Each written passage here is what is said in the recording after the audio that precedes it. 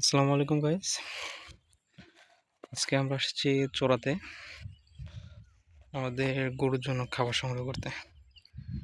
তো আমাদের এখানে সাধারণত গরুকে খাওয়ানোর জন্য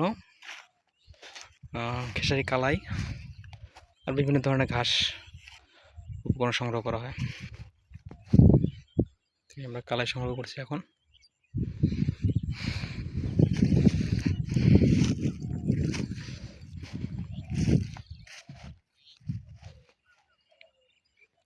এখনো কালাই অতটা বলে না, তবে আমাদের বিল অঞ্চলে এই ধরনের এলাকায় চলন বিলে কালাই চাষ বেশি হয়, মানে গরুকে খাওয়ার জন্য কালাইটার চাষ বেশি করা হয় সিজনালি। এটা হলো একটা সিজনালি, সিজনে একবার করে এটা চাষ করে, মানে একবারই খাওয়ানো হয় আর কি।